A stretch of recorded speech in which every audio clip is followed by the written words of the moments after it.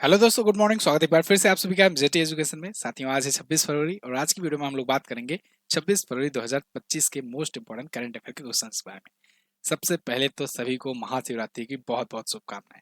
आज महाशिवरात्रि है और महाशिवरात्रि पर महा ऑफर आपके लिए आया है। टेक्स्ट बुक का ही ऑफर से शुरुआत करते हैं। देखिए साथियों, नमो महोत्सव है, शुरू हुआ है 26 से 28 फरवरी के लिए। और इसमें अगर आप एमजेटी कूपन कोड यूज करते हो तो yearly text book pass pro आपको मात्र 351 में मिलेगा, जो आपको 699 में मिला करता था। और text book pass pro max ये आपको 439 में मिलेगा। Yearly text book pass pro max जो मिलेगा, बढ़िया मौका है, बेहतरीन मौका है। एनटीपीसी की तैयारी कर रहे हो आप या इंडिया के किसी भी एग्जाम की तैयारी कर रहे हो, सबका मॉक टेस्ट आपको यहाँ पर मिल जाएगा with detail explanation with previous year के मॉक टेस्ट। ठीक है, चलिए शुरुआत करते हैं वीडियो। सबसे पहले वन लाइनर शुरुआत करेंगे। कल हम लोगों ने पढ़ा था कि केंद्रीय उत्पाद शुल्क दिवस कब मनाया जाता है, तो ये मनाया जाता है 24 फरवरी को। और वनडे क्रिकेट में सबसे तेज 14,000 रन बनाने वाले बन गए हैं विराट कोहली। इसके अलावा अभी मनोहर अंतर्राष्ट्रीय हवाई अड्डे को प्रतिष्ठित सर्वश्रेष्ठ सुरक्षा पुरस्कार मिला हुआ है। विश्व में सबसे ज्यादा आईपीओ द्वारा फंड जुटाने के मामले में इंडिया टॉप पर है और इंडस वैली की रिपोर्ट है। ठीक है, इंडिया ने 19.3 बिलियन डॉलर इकट्ठा किए हैं 2024 में। बांग्लादेश ने 25 फरवरी को सैन्य शहादत दिवस घोषित किया है। इसके अलावा चाइना के शोधकर्ताओं के द्वारा HKU5CoV2 नाम का एक नया बैड कोरोना वायरस खोजा गया है। कोरोना वायरस की फैमिली का ही हिस्सा है ये भी। इसके अलावा राजस्थान सरकार ने 5.37 लाख करोड़ रुपए का ग्रीन बजट अपना पेश किया है। और गवाह संरक्षण योजना, इसको हरियाणा सरकार ने शुरू किया है। 71वीं सीनियर राष्ट्रीय कबड्डी चैंपियनशिप सर्विसेज ने जीत लिया है सेना की टीम ने रेलवे को हरा करके। और पद्मजा नायडू हिमालयन प्राणी उद्यान जो कि है दार्जिलिंग में पश्चिम बंगाल में, यहाँ पर चिड़ियाघर आधारित बायो बैंक की स्थापना की गई है। केंद्रीय कृषि मंत्री शिवराज सिंह चौहान जी ने पूसा कृषि विज्ञान मेला का उद्घाटन किया है। ये टॉप 11 करंट अफेयर के क्वेश्चन थे कल की वीडियो से, जिनका आपने किया रिवीजन 1 मिनट में। अब आज की वीडियो का क्वेश्चन देखेंगे, लेकिन क्विज और पीडीएफ अब जाकर के एमजीटी ऐप पर आप सॉल्व कर सकते हो। एमजीटी ऐप का इशू सॉल्व हो गया है गूगल प्ले स्टोर पर। पिछले 2-4 दिनों से दिख नहीं रहा था ये, क्योंकि कुछ पॉलिसीज गूगल की अपडेट हुई थी और वो मिसमैच हो रही थी, इसलिए हट गया था ऐप। दोबारा से रिस्टोर हो गया है और अब आप डाउनलोड भी कर पाओगे और जाकर के इंस्टॉल वगैरह भी कर पाओगे। तो क्विज वगैरह जाकर के आप यहाँ पे सॉल्व कर लेना। पीडीएफ भी मिल जाएगी फ्री में क्विज मिलेगा। और यहीं पर आज महाबचत ऑफर भी शुरू किया गया है महादेव के अवसर पर, तो महाशिवरात्रि के अवसर पर, तो आप इसका भी फायदा उठाएंगे। चलिए, पहला क्वेश्चन। आरबीआई ने कब से कब तक के लिए वित्तीय साक्षरता सप्ताह 2025 लॉन्च किया? आरबीआई समय समय पर फाइनेंशियल अवेयरनेस वीक के माध्यम से कैंपेन शुरू करता है, जिससे लोग फाइनेंशियली अवेयर रह पाए। अभी देखो ना, एक बहुत बहुत जरूरी ये टॉपिक आ गया, मैं भी बहुत दिन से आपको बताना भी चाह रहा था। फाइनेंशियली अवेयरनेस बहुत ज़्यादा ज़रूरी है आप सभी के लिए। आप ये सचिन तेंदुलकर का, धोनी का या किसी भी अपने सेलिब्रिटी का, ये सब बातों में आकर के मत लगाना पैसा। शेयर मार्केट, म्यूचुअल फंड या एसआईपी, ये सब देखो, तब तक आप दूर रहो जब तक आपके पास एक अच्छा खासा अमाउंट ना स्टोर हो जाए। जब आपके पास अच्छा खासा अमाउंट स्टोर हो जाएगा, तब के लिए ही, एक खास करके मैं तो यही कहूंगा, जो रिटायर हो चुके हैं ना, जिनके पास खूब सारा पैसा पड़ा हुआ है, उनको लगाना है, उनके लिए ये सब है। आजकल एक फैशन सा बन गया है, मतलब कि आप सब लोग पोर्टफोलियो बनाए घूम रहे हैं, है ना, है लिए है दो दो दो चार चार सी शेयर, लेकिन पोर्टफोलियो बनाए घूम रहे हैं। इतना तगड़ा लॉस हो रहा है पिछले 6 महीने से, इतना तेज बिकवाली मची हुई है शेयर मार्केट में कि क्या ही बताएं।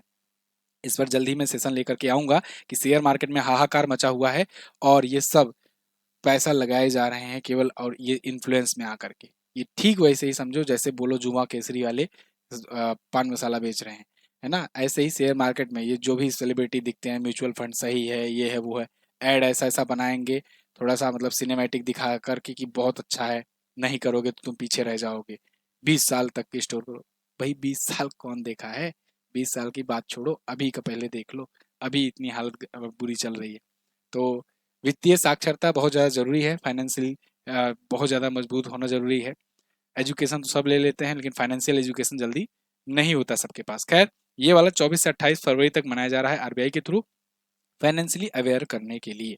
आपको फाइनेंशियली भी मैनेज होना ही पड़ेगा, है ना, वरना निर्मला ताई तो वैसे ही किसी न किसी तरीके से वसूल ही लेंगी। वित्तीय साक्षरता, महिला समृद्धि, ये इस बार की थीम है। इस थीम के साथ 2016 से इसकी शुरुआत, थीम तो इस बार की है, लेकिन 2016 से ये दिवस की शुरुआत हुई है, इस वीक की।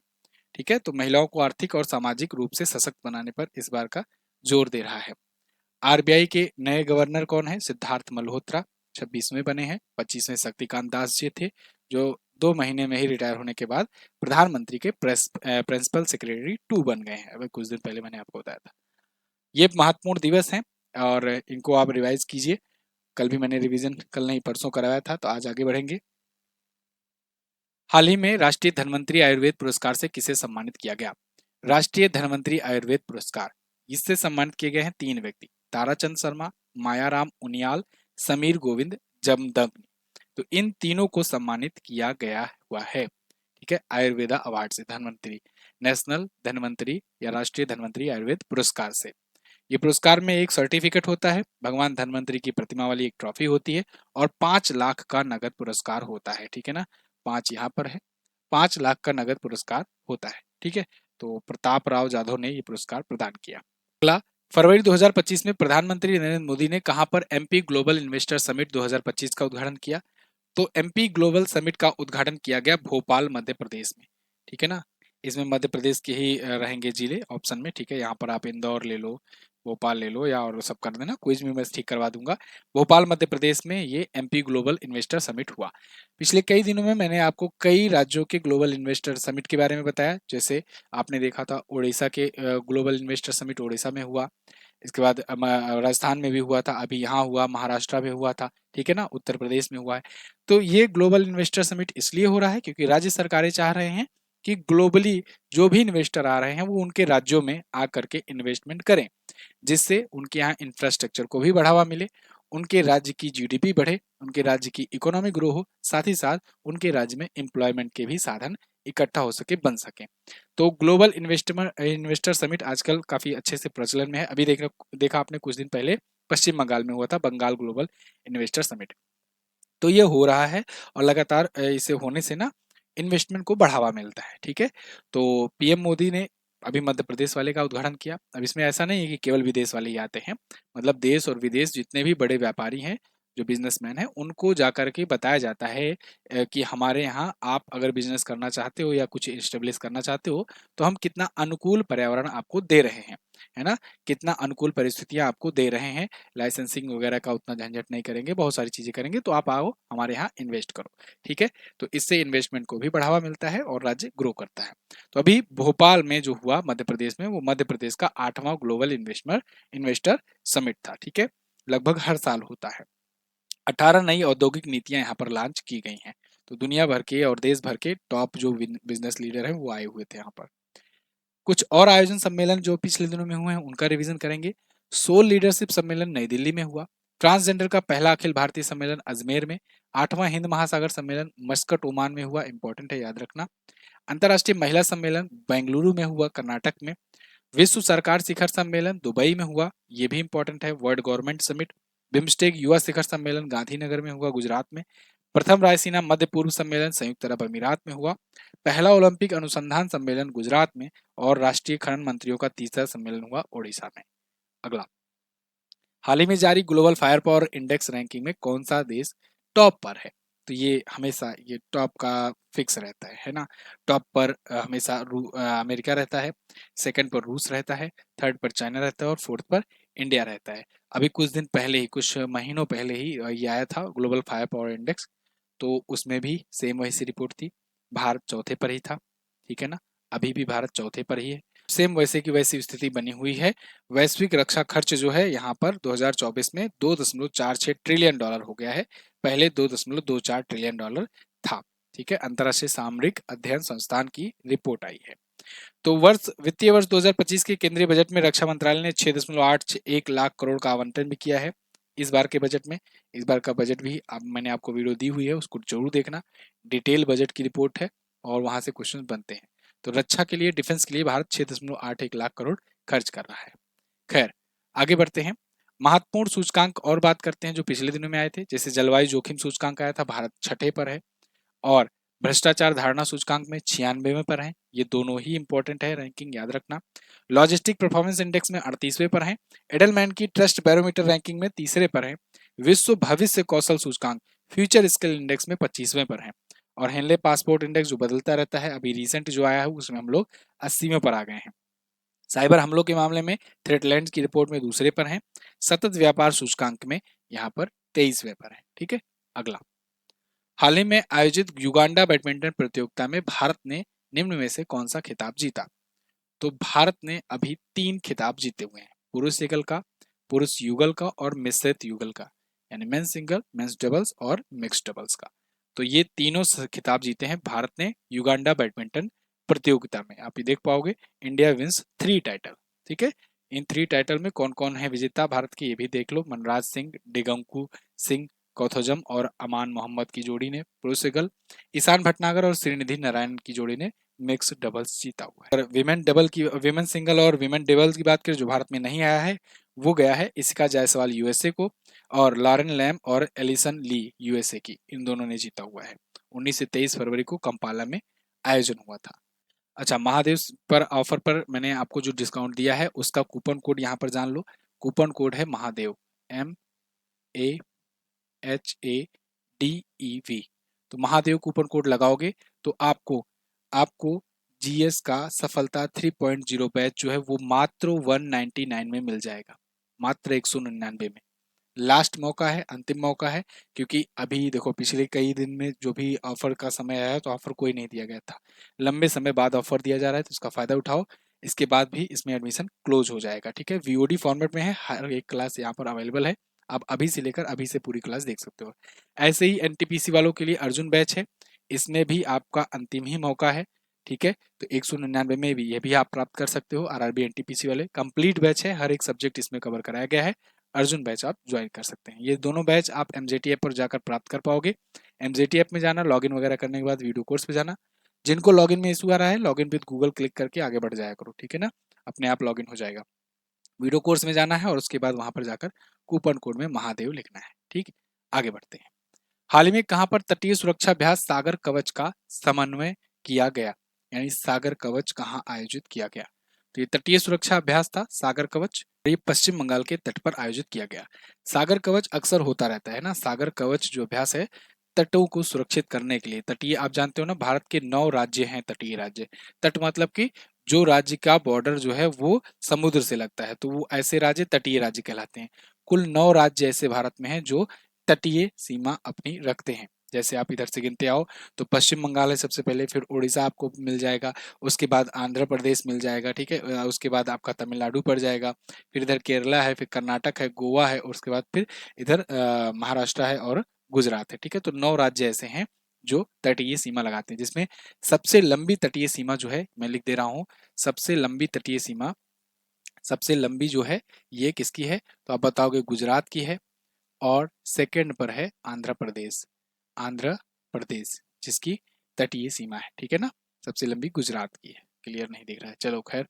21 से 22 फरवरी को 2 दिवसीय ये सागर कवच हुआ, जिसमें नकली अपहरण, तस्करी के प्रयास, आईटी खतरे और महत्वपूर्ण संपत्तियों पर हमले शामिल थे। इस पर एक्सरसाइज किया गया। तो तटरक्षक बल यानी इंडियन कोस्ट गार्ड, नौसेना, पुलिस, सीआईएसएफ, बीएसएफ, ये सब मिलकर के इसमें एक्सरसाइज में हिस्सा लिए। अब अगला क्वेश्चन, हाल ही में किस राज्य ने बोथोइज्म को आधिकारिक दस्तावेजों में मान्यता प्रदान की? तो देखो, बोथोइज्म जो है ना, ये एक प्रकार, जैसे आप सुनते हो कि हिंदुइज्म, ठीक है, बौद्धिज्म सुनते हो, ठीक है, इस्लामिज्म सुनते हो, या ईसाई का सुनते हो, ऐसे ही ये है बोथोइज्म। बोथोइज्म बोडो लैंग्वेज वालों के लिए है, जो बोडो जनजातियां होती हैं, बोडो बोलने वाले, उनके लिए है। तो आप देख रहे हो लंबे समय से बोडोलैंड की भी डिमांड हो रही थी। अभी कुछ दिन पहले ही पीएम मोदी ने वहाँ बोडोलैंड के लोगों को मतलब वहाँ के जो व्यापारी हैं उनको बुला करके उसके बारे में अवेयरनेस फैलाने के लिए दिल्ली में एक कार्यक्रम भी आयोजित कराया हुआ था। तो बोडोलैंड बेसिकली क्या है ना, कि एक कई राज्यों से मिला हुआ एक क्षेत्र है पूर्वोत्तर राज्यों में, और वहां पर बोडो बोलने वाले लोग निवास करते हैं, या बोडो जनजातियां कह सकते हो, पाई जाती हैं। लेकिन कोई अलग वो राज्य नहीं है। ठीक है, बोडोलैंड की डिमांड तो हो रही थी, लेकिन उनको एक रखने के लिए यहाँ पर दिल्ली में बुला करके उनके जो उत्पादक हैं, जो चीज़ों का उत्पादन करते हैं, प्रोडक्ट वगैरह बनाते हैं रीजनल, उन सबको भी यहाँ पर एक मौका दिया गया था शोकेस करने के लिए। ठीक है, खैर, बोडो लैंग्वेज जो बोलने वाले हैं वो काफ़ी मात्रा में है, इसलिए बोडोइज्म का एक ऑफिशियल दस्तावेजों में ऑप्शन दिया गया है। ऑफिशियल दस्तावेज कैसे? तो ये कहाँ किया गया, पहले तो ये देख लो। असम में ऐसा किया गया है। असम में देखो अभी चुनाव आने वाले हैं ना, बहुत सारी ऐसी चीजें आपको देखने को मिलेगी जो वहाँ के रीजनल मुद्दों से रिलेटेड होगा, है ना। खैर, यहाँ पर ये ऐसा किया गया है जिससे बोडोलैंड प्रादेशिक क्षेत्र जो है इसके जो भी व्यक्ति हों, वो अगर वो जन्म प्रमाण पत्र बनवाते हैं या प्रवेश फॉर्म बनवाते हैं, तो ऐसे जो प्रमुख दस्तावेज हैं, डॉक्यूमेंट्स हैं, तो उनमें धर्म के विकल्प पर बोडोइज्म का भी ऑप्शन मिलेगा।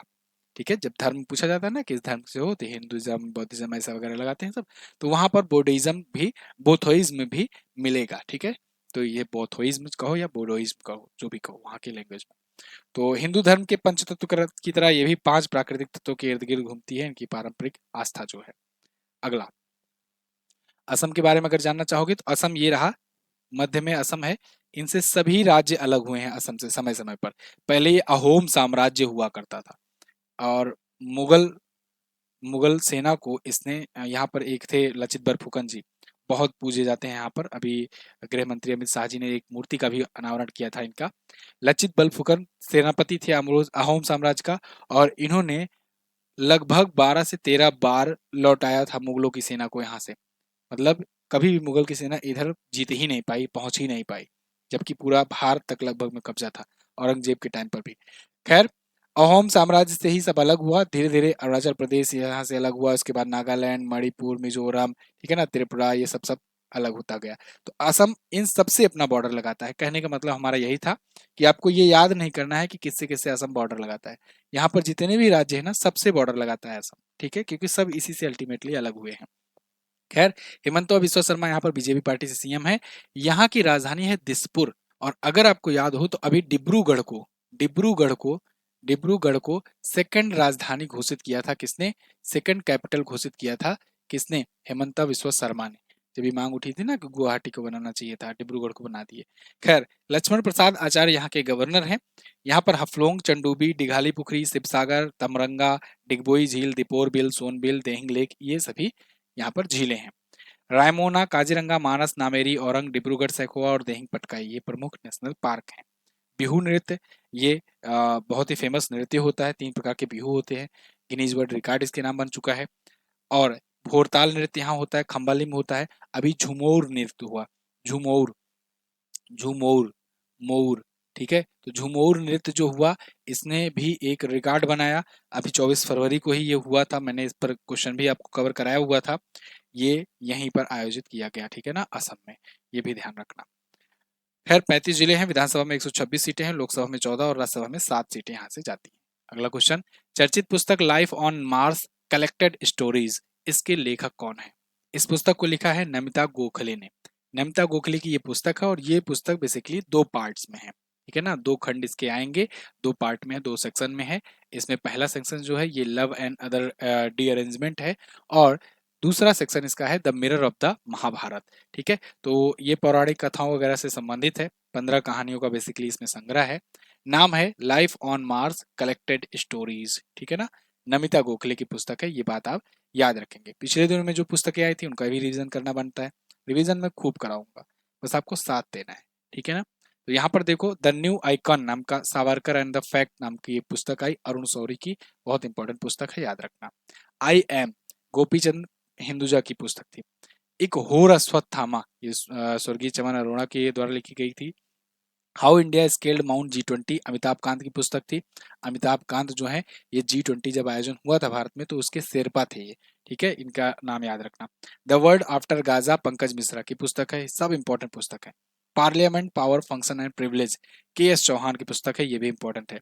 Jammu Kashmir and the Ladakh through the ages, ये अमित शाह जी ने विमोचन किया था, काफी कंट्रोवर्सी हुई थी, तो इस पर भी आपको याद रखना है। द अनयील्डिंग जज, गौरी ग्रोवर की है। Bring it on, the incredible story of my life, ये दीपा मलिक की पुस्तक है, इंपॉर्टेंट है, ठीक है, पैरा एथलीट थी। अगला अगला क्वेश्चन, हाल ही में मध्य प्रदेश में खजुराहो नृत्य महोत्सव का कौन सा संस्करण आयोजित किया गया। अभी खजुराहो नृत्य, ये क्वेश्चन एक प्रकार से हो भी चुका है, ठीक है, कह सकते हैं हम लोग। अभी मैंने कल ही आपको बताया था, इसका 51वां संस्करण आयोजित किया गया। इसमें बना गिनीज वर्ल्ड रिकॉर्ड, ठीक है ना। गिनीज वर्ल्ड रिकॉर्ड बना था जब 139 नर्तकों ने एक साथ 24 घंटे 9 मिनट तक एक साल नृत्य किया था खजुराहो में, तो ये बना था नया रिकॉर्ड, ठीक है, 20 से 26 फरवरी तक। तो ये क्वेश्चन तो लिया गया, मतलब दोबारा से ले ही लिया गया एक प्रकार से। बेसिकली मैं सब चीजें आपको बता ही दिया हूँ इसका। तो महोत्सव की शुरुआत 1975 से हुई थी, इस बार 51वां संस्करण था, ये बात याद रखना, ठीक है। और यहाँ पर ये भी मैंने आपको बताया 24 घंटा, ठीक है। ये प्रमुख महोत्सव हैं जो हुए थे। आदि महोत्सव, अंतर्राष्ट्रीय सरस्वती महोत्सव। आदि महोत्सव नई दिल्ली में हुआ, सरस्वती महोत्सव हरियाणा में, यहीं पर हुआ था गीता महोत्सव भी। अंतर्राष्ट्रीय पश्मीना महोत्सव नेपाल में। राजस्थान में सांभर महोत्सव। बाजरा महोत्सव ये हुआ कर्नाटक में। अंतर्राष्ट्रीय पतंग मिठाई महोत्सव हुआ तेलंगाना में। आंध्र प्रदेश में फ्लेमिंगो और ग्रामीण भारत महोत्सव हुआ नई दिल्ली में, ठीक है। अगर केवल अंतर्राष्ट्रीय पतंग महोत्सव पूछा जाए तब आप गुजरात बताना, पतंग मिठाई पूछा जाए तो आप तेलंगाना बताना। अगला, हाल ही में किस पद्म पुरस्कार से सम्मानित ओडिसी नृत्यांगना मायाधर राउत का निधन हो गया? मायाधर राउत जो है ये पद्मश्री से सम्मानित थे, भारत का चौथा नागरिक सम्मान होता है। और ओडिसी ये नृत्यांगना थे। ओडिसी नृत्य था, ओडिसी जो है एक शास्त्रीय नृत्य है। देखो शास्त्रीय नृत्य ना, टोटल शास्त्रीय नृत्य जो है, ये नृत्य जो है ये होते थे 8 थे, 8 थे। लेकिन भारत सरकार ने इसे 9 माना है, ये बात याद रखना। तो ओडिसी जो है वो लेटेस्ट वाला है। और ओडिसी भी नृत्य इसी में है। भरतनाट्यम हुआ, कथकली हुआ, ओडिसी हुआ, कथक हुआ, ये सभी शास्त्रीय नृत्य हैं। लोक नृत्य अलग होता है, शास्त्रीय नृत्य अलग होता है। ये मैं आपको बैच में पढ़ा ही चुका हूँ सब। खैर, ओडिसी संगीत नाटक अकादमी पुरस्कार ये पाए थे। इसके अलावा साहित्य कला परिषद पुरस्कार, संगीत नाटक अकादमी, राजीव गांधी सद्भावना, उपेंद्र भंज सम्मान, टैगोर अकादमी रत्न और पद्मश्री से ये सम्मानित थे। तो इनका निधन हो गया। ओडिसी नृत्य के जनक के रूप में भी इन्हें जाना जाता है। ये लाइन इंपॉर्टेंट है, मायाधर राउत, ठीक है। तो ये थे आज के दिन के टॉप 10 करंट अफेयर क्वेश्चन। ये पेज मैं आपके लिए छोड़े जा रहा हूँ। ये प्रमुख जो अभी हाल फिलहाल में और रिलीज हुई हैं उनका ये लिस्ट है, ठीक है। तो वीडियो कैसी लगी है आप लोग कमेंट करके जरूर बताइएगा। और महादेव कूपन कोड यूज करके आप जाकर एमजेटी ऐप पर फायदा उठा सकते हैं, ये जीएस सफलता 3.0 बैच लेकर के या फिर अर्जुन बैच लेकर के। फटाफट से लास्ट का क्वेश्चन देख लेते हैं। कल मैंने पूछा था कि पहली गिद्ध जनगणना कब आयोजित की गई थी, तो 2016 में हुई थी। प्रधानमंत्री के प्रधान सचिव वर्तमान में पीके मिश्रा हैं और दूसरे कौन है, तो वो शक्तिकांत दास हैं। आज आपको क्या बताना है, विराट कोहली के अलावा एक दिवसीय अंतर्राष्ट्रीय मैच में 14 से अधिक रन बनाने वाले क्रिकेटर खिलाड़ी कौन कौन है। दूसरा, 2024 में किस कंपनी ने भारत की सबसे बड़ी और दुनिया की दूसरी सबसे बड़ी प्रारंभिक सार्वजनिक पेशकश आईपीओ जारी की हुई है। तो बताइएगा, दोनों क्वेश्चन अच्छे क्वेश्चन हैं, इनके आंसर आप डिटेल एक्सप्लेनेशन के साथ लिख सकते हो। Thank you so much. जय हिंद, वंदे मातरम।